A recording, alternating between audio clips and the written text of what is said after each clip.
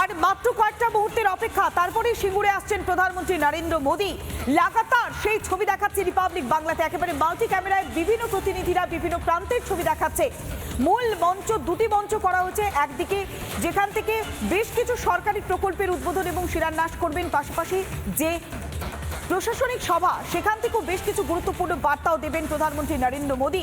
বিভিন্ন দিকের পথ এখন একটা জায়গাতে গিয়ে মিশে গিয়েছে সিঙ্গুরে। প্রত্যেকের গন্তব্য এখন সিঙ্গুর। মানুষজনের মধ্যে একটা আবেগ উন্মাদনা সকাল থেকেই চোখে পড়ছে।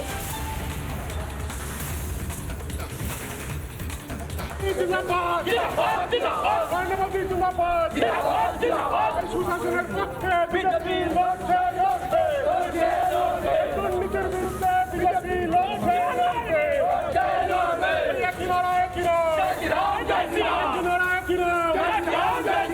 ঈশ্বরের সরকার, আমাদের সরকার, আমি খাওয়া সরকার, পুলিশ সরকার,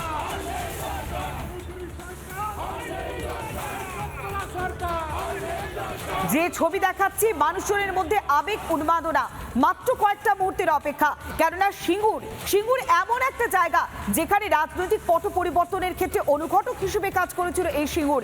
একসঙ্গে যে ছবিগুলো দেখাচ্ছি আপনাদের সামনে, মেটাল ডিটেক্টর বসানো হয়েছে যাতে নিরাপত্তাটাকে সুনিশ্চিত, সিসিটিভি বসানো হয়েছে, গোটা সভাস্থল জুড়ে একেবারে সিসিটিভিতে মুড়ে ফেলা হয়েছে। নজরদারি চলছে সকাল থেকে, এসপিজির যে কমান্ডোরা রয়েছে তারা রয়েছে, পুলিশ কুকুর দিয়ে চলছে তল্লাশি। প্রধানমন্ত্রী নরেন্দ্র মোদী ঠিক 2:35 নাগাদ হ্যালিপ্যাড গ্রাউন্ডে নামবেন, তারপরে 2:45 তার যে নির্ধারিত সভা, সেই নির্ধারিত সভায় যাবেন প্রধানমন্ত্রী নরেন্দ্র মোদী। সভাস্থলের ছবিতে দেখাচ্ছি, একেবারে কাট আউটে ভরে গিয়েছে গোটা এলাকা। বিভিন্ন প্রান্ত থেকে, উত্তর থেকে দক্ষিণ, বিভিন্ন জায়গা থেকে মানুষজন আসছেন। একটাই লক্ষ্য তাদের, সিঙ্গুরে কি শিল্প আসবে? কেননা যেভাবে 18 বছর আগে এখান থেকে টাটা বাই বাই করে দিয়েছিল টাটা গোষ্ঠী, তারপর থেকে মানুষজন ঢুকছে, আদেও কি শিল্প হবে? সেই প্রশ্নটাই বারবার উঠে এসেছে। তাই প্রধানমন্ত্রী নরেন্দ্র মোদীকে ঘিরে আসার স্বপ্ন দেখছেন তারা। স্নিফার ডগের সাহায্যে তল্লাশি চলছে, আঁটো নিরাপত্তায় মুড়ে ফেলা হয়েছে পুরো সভাস্থল। মানুষজন কি বলছেন সেখানকার, শুনুন।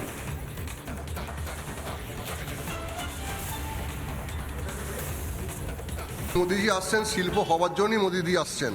আজকে মমতা ব্যানার্জি এখানেতে শুধুমাত্র রাজনীতি করে এই সিঙ্গুরের টাটা কারখানাটাকে ধ্বংস করেছে। ওর উদ্দেশ্য ছিল যে যেভাবে হোক আমাকে ক্ষমতা পেতে হবে।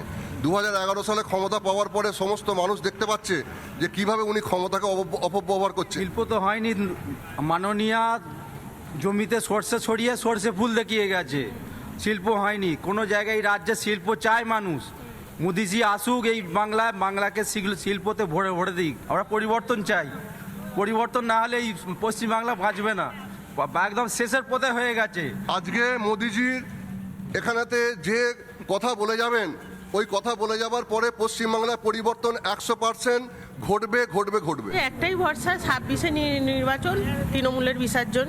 তৃণমূল না গেলে মোদিজি এসেছেন, আজকে শিল্পায়ন নিয়ে নিশ্চয়ই কিছু বলবেন।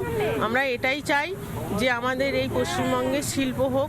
আমাদের এই রাজ্যের ছেলেরা পরিযায়ী শ্রমিক প্রচুর হয়ে গেছে, নিজেদের রাজ্যে থেকেও কোনো কাজের ব্যবস্থা নেই, বিদেশে রাজ্যে গিয়ে কাজ করতে হয়। তাই আমাদের সতর্ক ইচ্ছা যে এখানে কোনো শিল্প হোক।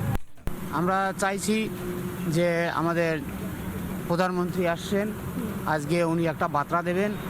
তো সিঙ্গুরে যে টাটা ন্যানো কারখানাটা হয়েছিল, যেটা বন্ধ হয়ে গেছে, পুনরায় আবার মোদি সরকার উনি আবার নতুন করে সেই কারখানাগুলোকে আবার তৈরি করবে। আমাদের যে মুখ্যমন্ত্রী আমাদের এই 14 বছরে কয়েক লক্ষ মানুষকে ভিখারি বানিয়ে ফেলেছে।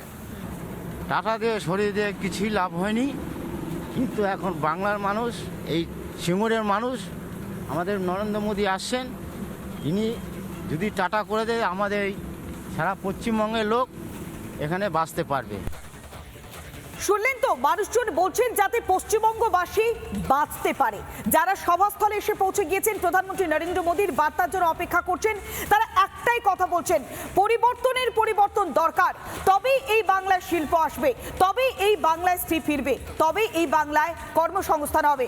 এই মুহূর্তে যে ছবিগুলো দেখাচ্ছি লাগাতার, পাশাপাশি নানা ধরনের কন্টেন্ট দেখার জন্য লাইক করুন, শেয়ার করুন আমাদের ফেসবুক পেজ, সাবস্ক্রাইব করুন আমাদের ইউটিউব চ্যানেল।